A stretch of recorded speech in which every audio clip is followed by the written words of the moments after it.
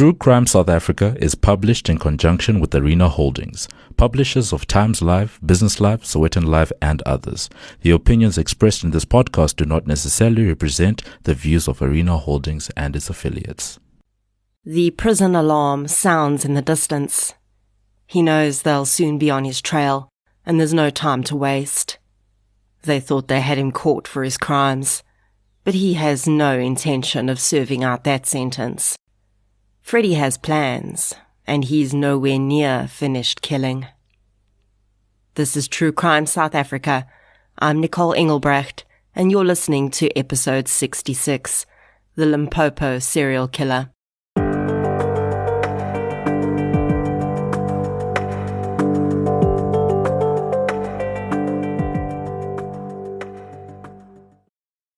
This episode is sponsored by CBS Justice, the home of true crime in South Africa.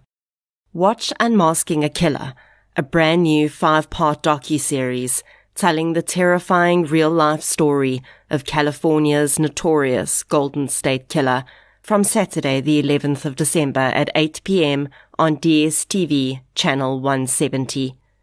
A huge thank you goes out to CBS Justice for sponsoring this episode of True Crime South Africa. Before we get into today's episode, I'd like to thank our new Patreon supporters. A huge thank you goes out to Sandy, Gareth Pinar, Rukaya Gabia, and Tersha Lowe for your support on Patreon. Thank you so much. Your support really does make a huge difference. If you'd like to support the show on Patreon or PayPal, I'll leave a link in the show notes. There are now additional ways that you can support the show, with 2 online businesses providing 10% discounts when you use the code TCSA10 at checkout. You can get your health and beauty needs at King Online, and you can get all your printing requirements designed, printed, and delivered by PrintCrowd. You can also help to support me as an individual creator by checking out the companion podcast I created with Showmax for the Devilsdorp documentary, or by purchasing the Krugersdorp Cult Killings audiobook, which I narrated on Audible, Google Play Books, or Apple Books. As always, any form of support is greatly appreciated, and it doesn't have to be financial. Sharing of episodes, inviting your friends and family to listen, and interacting on social media all go a long way to keeping the show growing and improving. You can also leave a review on the podcast app you use to listen. If your podcast platform does not have that option, a Google or Facebook review is equally helpful.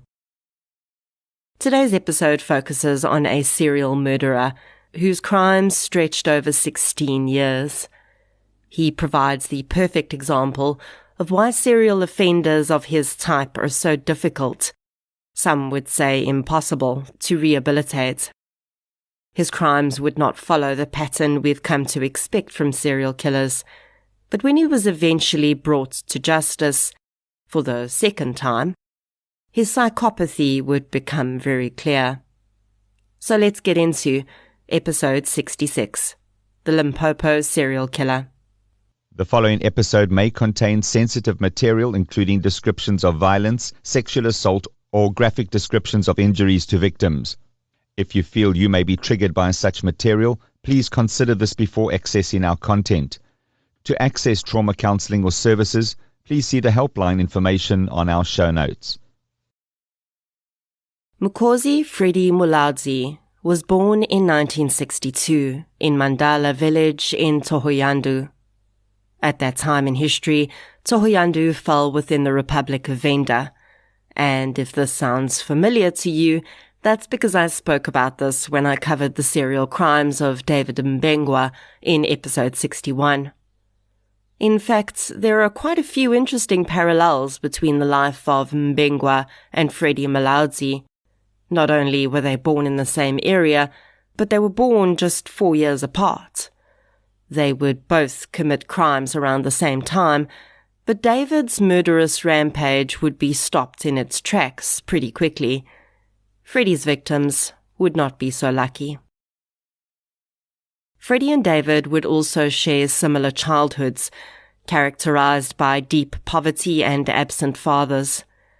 Freddie was predominantly raised by his mother, but we know very little about the rest of his childhood. In later court proceedings, it would be claimed that he'd left school in 1980 after completing grade 4. But in 1980, he would have been 18 years old, which is maybe a little old to have been in grade 4. The court didn't seem to question this when the evidence was led, but essentially the point behind it was that he hadn't completed his schooling, and it's alleged that he had to leave school for financial reasons, which honestly is probably very true. At that time in South Africa, there were very few resources for Black South Africans to attend and complete school. This would become part of the systemic promotion of poverty in these communities, which would have serious ramifications throughout many generations to come. Freddie's criminal career started in 1985 with a petty theft. He was arrested and convicted and given a fine of 120 rand or 4 months in prison. Very soon after this, his crimes escalated quickly, and 5 years later, Freddie would be back in court, this time on 20 different counts, including robbery and murder. Freddie's victims during this time are not named anywhere, but we know that during the course of 2 robberies, he took the lives of 2 innocent victims. The court dealt with Freddie accordingly in 1991, and he was handed down 2 life sentences. When the term serial killer was first being used in the 1980s, the generally agreed upon definition was that the offender had to have killed 4 or more people. Throughout the years, this number of victims would be reduced to 3, and then to 2. The reason for this reduction was that criminologists started to realize that it wasn't necessarily the number of victims that was important in identifying a serial offender. It was their behavior and their motives. By broadening the scope of the serial killer definition, authorities across the world were better able to deal with offenders of this nature. They could allocate more resources earlier on in investigations, and they could sentence offenders in a way that protected society for longer. A good example of this is the Shanae van Heerden conviction. Shanae and her boyfriend, of course, were convicted of the horrendous murder of Michael van Eyck. And despite them having committed a single murder, psychologists that testified at van Heerden's trial stated that she had all the hallmarks of a possible serial offender. By proving this, they were able to have van Heerden classed as a dangerous offender under South African law, and she will therefore have a much more difficult time getting out on parole. Although murders in the course of robberies would not generally be considered serial killer type crimes, in the same way that gang murderers, for instance, aren't considered serial killers, we don't actually know enough about Freddie's initial 2 murders to say that he did not already hold all the characteristics of a serial killer. In fact, considering his later actions, it's very likely that they did. The sentence handed down to the man would have protected society from him for a very long time. In 1991, he was remanded to Baviaanspoort prison in Pretoria to start serving his sentence. This should have been the end of Freddie Muladzi's criminal story. He should have served his 2 life sentences, and society should have been safe from him. But if you're looking at the timestamp on this episode, then you know that's not the end of Freddie's story. Not even close. After serving just 5 years of his sentence, in 1996, Freddie Muladzi escaped from Baviaanspoort prison. And this is where it all gets a bit hazy, because although a manhunt was launched for Freddie, he seemed to disappear off the face of the earth. Between 1996 and 2004, 8 years, We have no idea where Freddie Muladzi was. The narrative that would later be presented in court was that he hadn't committed any crimes during that period. I find this extremely hard to believe. He'd already killed 2 people, and now he's on the run, with no source of income. He can't immediately go back to his family in Limpopo, because that's the first place police will look. But he fades into obscurity? I don't know so much about that. Although Freddie Muladzi would be called the Limpopo serial killer, I think there's a very good chance that there are other crimes he committed that were never linked to him. In 1996 in South Africa, there were at least 5 serial killers operating simultaneously. Among those were Stuart Wilken, Cedric Marke, Sipho Twala, and David Mbengwa.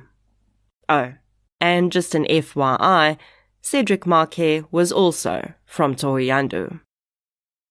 The infamous Moses Sithole had only just been caught when Freddie escaped. With so many killers operating at the same time, I don't think it would have been difficult for Freddie to literally get away with murder. In 2004, though, Freddie Muladzi returned to his home province of Limpopo.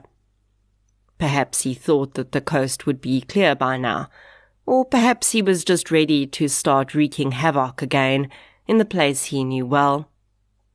Also at this time, Freddie met and married Takalani Florence Nitengwa, and they would have a child together.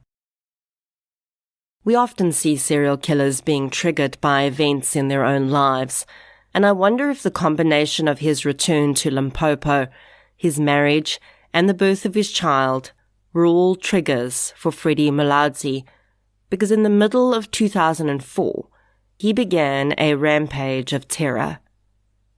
I will warn you that some of the crimes I'm about to discuss do involve the murder of children.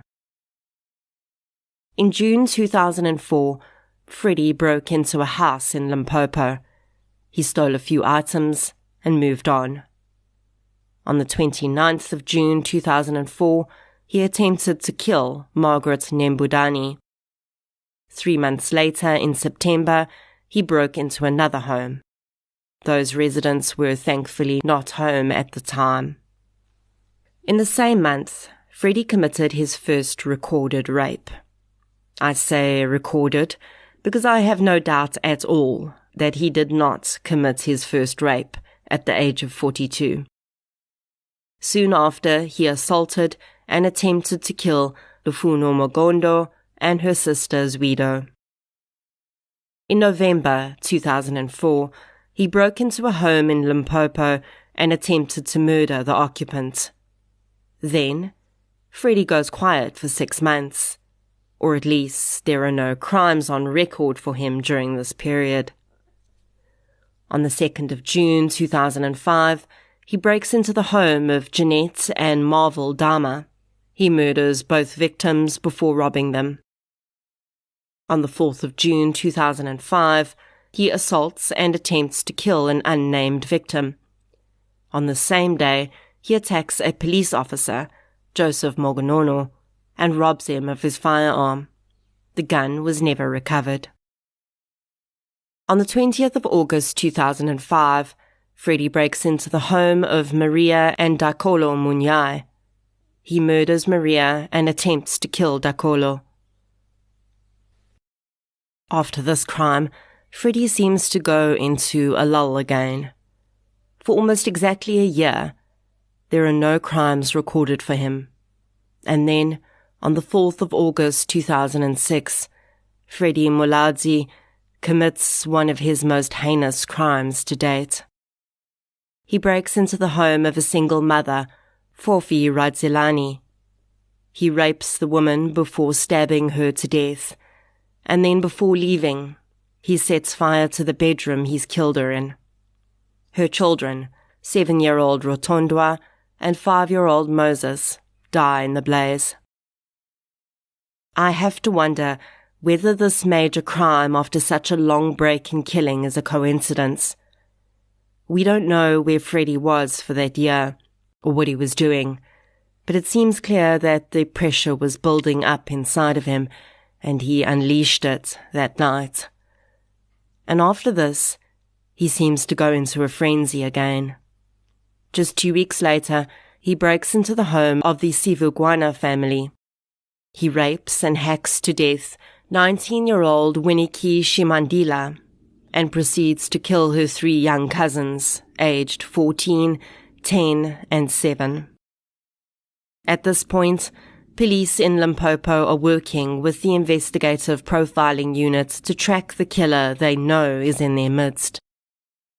Detective Tyson Tangeni's life has taken a very different route to Freddie's.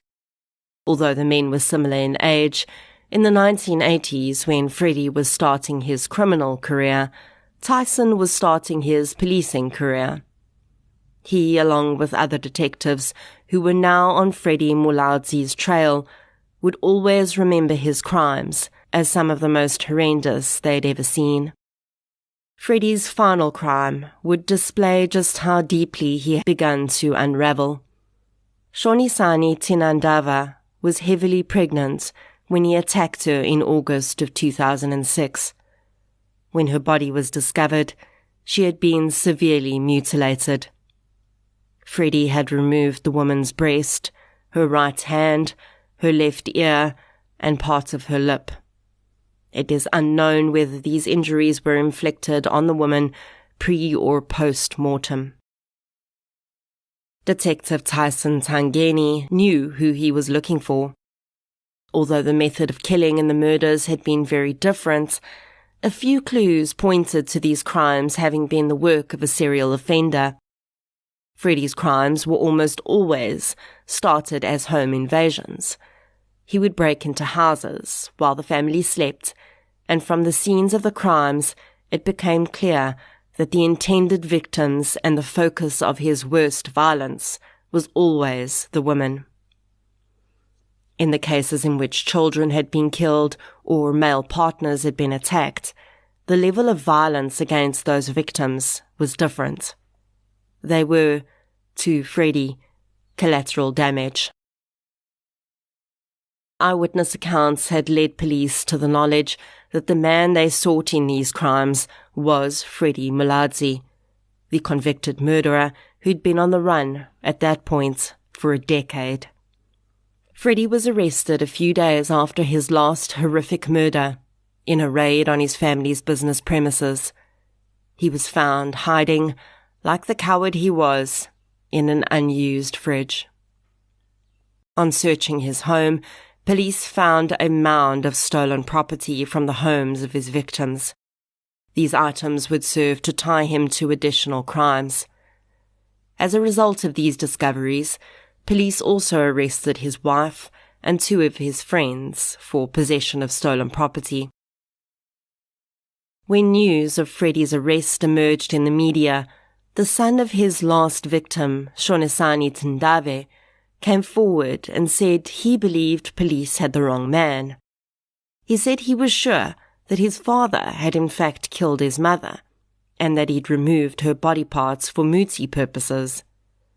Shonisani's husband was in fact arrested in connection with the murder immediately after her body was found, but DNA found on the scene proved that the man had not committed the crime.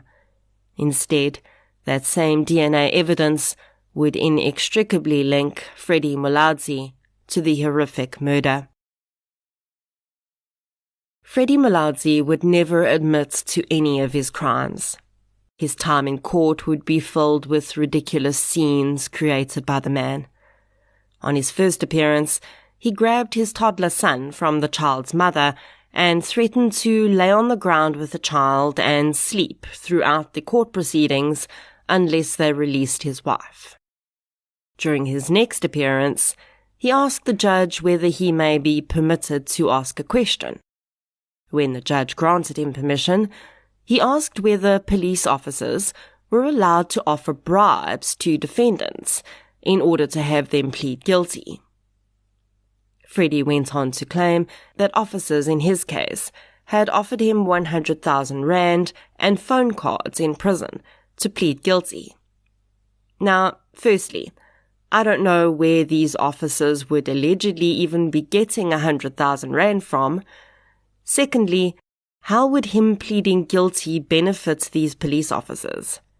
Sure, they would be congratulated for a good investigation and conviction, but it's not like they'd be getting any monetary reward for his conviction, so it makes no sense that he would be offered that.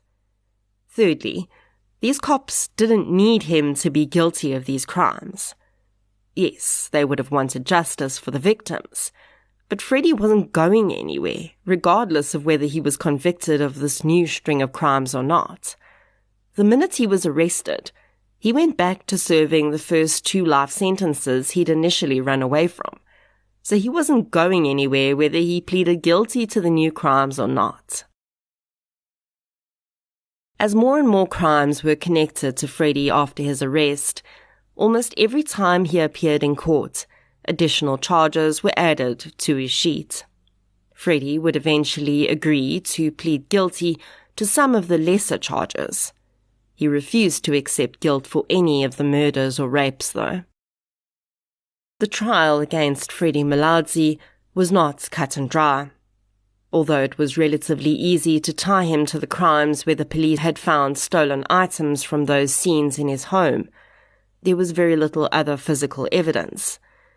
The fact that the crimes almost exclusively happened at night also meant that there were very few witness accounts to tie him to the murders.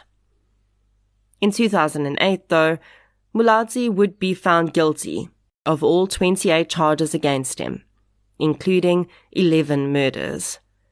He was handed down 11 life sentences, plus an additional 200 years imprisonment for the other charges.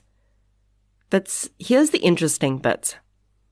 Because Muladzi already had 2 life sentences for the murders committed in 1990, and those crimes were not linked to this series, the judge ruled that the sentences would not be served concurrently. Freddie would have to serve his first 2 life sentences, and if at any point he became eligible for parole, then his other 11 life sentences would begin. Freddie Muladzi was sentenced when he was 46 years old. He will not leave prison alive. Of course, his first victims had thought that too, and this is a point that the second set of victims' family members and surviving victims also brought up after sentencing. If he could escape once, what were the chances he could do it again? Well, unfortunately, that's not something that can be guaranteed, and we have seen other serial offenders escape from jail in the past. Thankfully, as at 2021, Freddie is still in jail. He's 59 years old and continues to serve the first of his life sentences. Because we know so little about Freddie, it's difficult to tell where his murderous motive started. He refused to speak with police officers and psychologists, and indeed he denies that he even committed these crimes, so we have no idea at all what was going through his head. I do wonder if it's really a coincidence, though, that so many of the worst serial killers our country has ever seen were born in the 1960s, in Thohoyandou and surrounding areas. Was it perhaps something about the systemic failures that occurred during that and the following decades that impacted the lives of these young men, resulting in their horrific crimes later in life? Or were they just born to kill?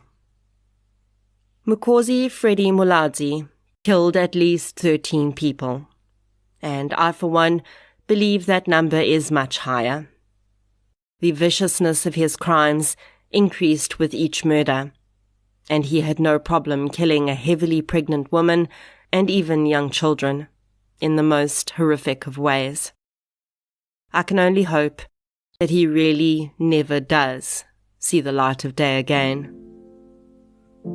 Jeanette Dama, Marvel Dama, Naria Munyai, Forfi Radzilani, Moses Mushiani, Shumani Mushiani, Lavlesani Sivungwana, Shumani Sivungwana, Nyadzani Sivungwana, Winiki Shimandela, Shonisani Tinandava, and the 2 unnamed victims.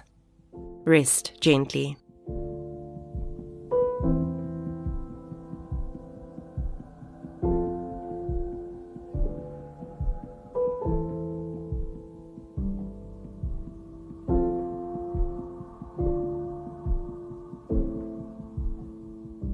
Thank you for listening to episode 66, The Limpopo Serial Killer. If you enjoyed this episode, please be sure to subscribe to the show on the app you're using to listen right now. You can also follow us on social media. We're on Facebook, Twitter, and Instagram. I'll be back next Friday with another episode. Until then, as always, thank you for your support, and I'll chat to you soon.